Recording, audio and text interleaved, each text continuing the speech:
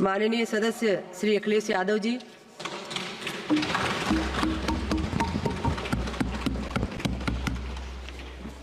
सभापति महोदया, मैं आपका बहुत धन्यवाद देना चाहता हूं कि आपने मुझे बजट 2024-2025 में बोलने का मुझे मौका दिया है। इस सरकार का लगातार ये 11वां बजट है। 11वें बजट के बाद भी नाउम्मीदगी दिखाई दे रही है और सरकार में है तो सरकार के लोग तो अच्छी बात करेंगे ही। न केवल नाउम्मीदगी दिखाई दे रही है बल्कि जो चेहरों पे खुशी होनी चाहिए थी सरकार बनने के बाद, वो चेहरों पे उतनी खुशी नहीं दिखाई दी।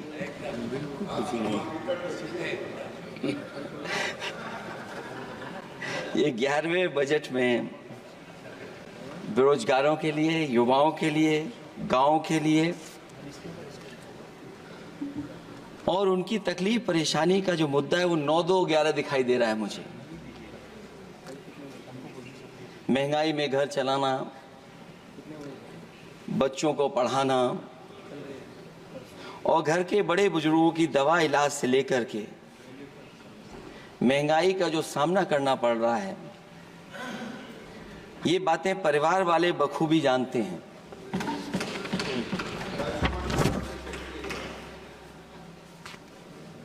मैं जब सत्ता पक्ष के लोगों के जो आंकड़े देखता हूं और सुनता हूं,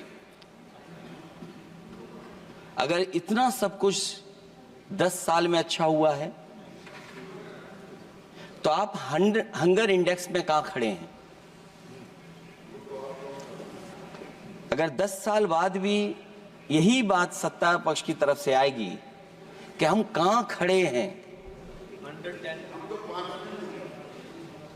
आपने बड़ा सपना दिखाया make in India. Uttar Pradesh जैसे बड़े स्टेट से सबसे ज्यादा लोकसभा के सांसद चुने जाते हैं। हमें कोई बहुत बड़ा प्रोजेक्ट नहीं मिला, कोई बड़ा प्रोजेक्ट नहीं मिला। प्रधानमंत्री जी मिले हमें। और अगर कोई सभापति महोदय कोई बड़ा प्रोजेक्ट मिला हो 10 साल में, कोई आईआईएम मिला हो, कोई आईआईटी मिली हो और जो ट्रिपल आईटी किसी समय पर उत्तर प्रदेश को मिली थी, क्या उसमें क्या सहयोग सरकार की तरफ से हुआ है? न केवल ये संस्थाएं बल्कि गवर्नमेंट जो एजुकेशन की इंस्टीट्यूशंस हैं वो सेंट्रल की तरफ से कौन सी नई आ गई? मेडिकल के क्षेत्र में कोई बड़ा संस्था आई हो? जो 2 एम्स आए हैं, मुझे याद है कि रायबरेली का एम्स भी समाजवादी सरकार में जमीन दी गई, उसके परिणाम है कि वह एम्स बन गया। गोरखपुर में भी जो एम्स आया, समाजवादी सरकार थी, जमीन दी गई, तब एम्स आया।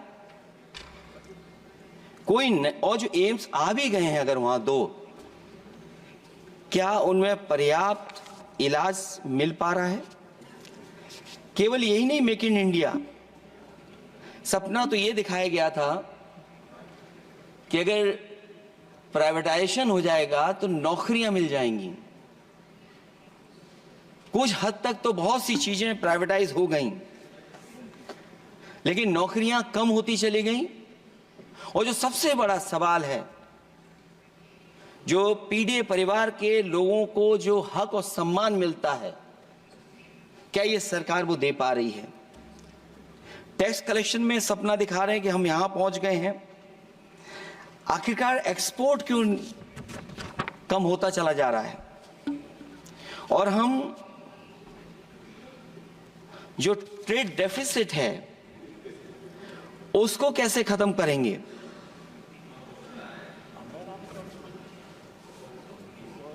दस साल में अगर हम वहीं के वहीं खड़े हैं और कोई ऐसा कुछ न दिख रहा हो और परिणाम जो रिजल्ट आए हैं यूपी के, उसमें दिखाई दे रहा है कि आपने कितना काम किया है।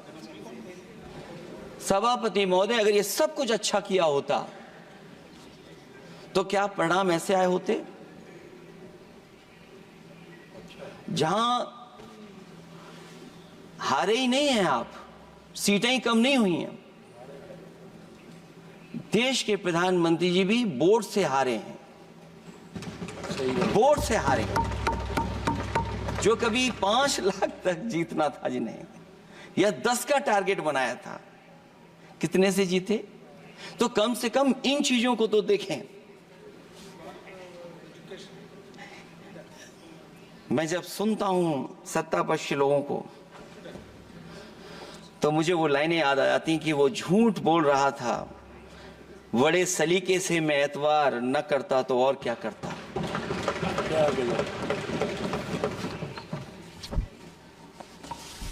मुझे याद है कि देश के प्रधानमंत्री जी ने जनकपुर में एक झंडा दिखाया था और उस बस में 35 लोग बैठ करके अयोध्या आए थे। सभापति महोदय, उस समय भी मैंने मांग की थी कि जहां से जनकपुर से यात्रा शुरू हो रही है और अयोध्या तक बस से लोग आएंगे तो पता नहीं कितने घंटों में आएंगे। मैंने मांग की थी कि वहां से लेकर के अयोध्या तक एक्सप्रेसवे बनना चाहिए कि कम से कम जो जनकपुर से आए और अयोध्या दर्शन करने आ रहे हैं और बस से आ रहे हैं, कम से कम उनकी तकलीफ परेशानी तो कम होती। जो आप कहते हैं कि एफडीआई बहुत आया है, मैं अभी सुन रहा था, कहा कि टेलीफोन बनने लगे। टेलीफोन बन नहीं रहे हैं, मोबाइल बन नहीं रहे हैं। वो समाजवादी पार्टी के समय पर नोएडा में जो इंडस्ट्रियल पॉलिसी थी, इलेक्ट्रॉनिक पॉलिसी थी, उसके तहत आई थी।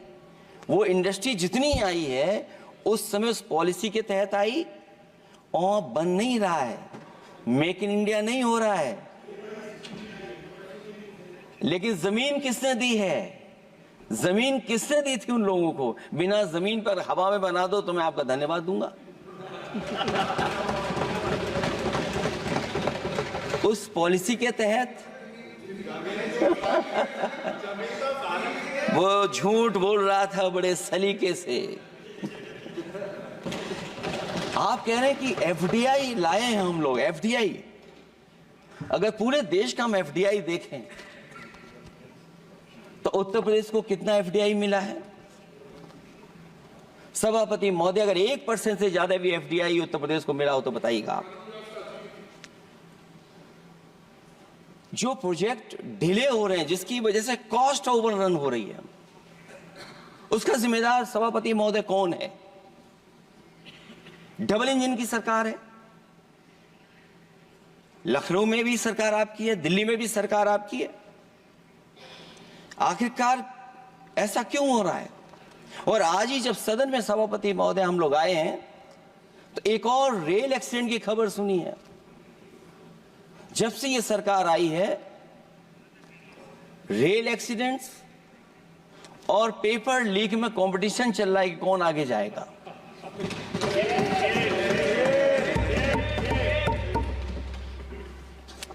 मैं तो अखबारों में पढ़ता था सभापति महोदय कि तोड़ फोड़ करके ये सरकार बनाते हैं। अभी एक सदस्य पिछली बार वो तोड़ फोड़ कर करके शायरी भी बनाने लगे हैं। जो प्रोजेक्ट और जिस प्रोजेक्ट के लिए प्रधानमंत्री जी एयरफोर्स का सबसे बड़ा हवाई जहाज हरकुलिस विमान लेकर के आए थे और वो सड़क पर उतरे थे, वो एक्सप्रेस वे पर उतरे थे। मैं समझता हूं सभापति महोदया, यहां जितने माननीय सदस्य हैं सबने देखा होगा और सबने निर्देश के अनुसार उस पर ट्वीट भी किया होगा। वो जो एक्सप्रेस वे अगर किसी ने बनाया था सभापति महोदय, जो डिजाइन, टेक्नोलॉजी का पार्ट, अलाइनमेंट, वो समाजवादियों की देन थी, वो आपकी देन नहीं थी। ये बात मैं इसलिए कह रहा हूं सभापति महोदय, क्योंकि इस बजट में सरकार चलाने के लिए आपने पैकेज दिया है। हमें कोई नाराजगी नहीं है पैकेज देने की, आप पैकेज और दीजिए। लेकिन अगर आप बक्सर से भागलपुर एक्सप्रेसवे बना रहे हैं तो आप उत्तर प्रदेश के पूर्वांचल एक्सप्रेसवे को क्यों नहीं जोड़ रहे हैं? और मैं तो कहूंगा आपसे कि केवल अगर आप 25 किलोमीटर जोड़ देंगे, जहां पूर्वांचल एक्सप्रेसवे रुक गया था, केवल 25 किलोमीटर आप जोड़ देंगे तो दूसरे काम को अपना जो बनाते हैं, आप ये कह पाएंगे कि दिल्ली से लेकर के आपने भागलपुर तक एक्सप्रेसवे दिया है। हाँ जी, वो अभी से नहीं, बहुत पहले से बन रहा है। बहुत पहले से बन रहा है। मैं ये नहीं कहना चाहता कि क्या दिया आपने, मैं ये कहता हूं कि अगर आप बक्सर से भागलपुर एक्सप्रेसवे दे रहे हैं केवल बिहार के लोगों को खुश करने के लिए, मैं उससे सहमत हूं कि आप बिहार की तरक्की के लिए एक्सप्रेसवे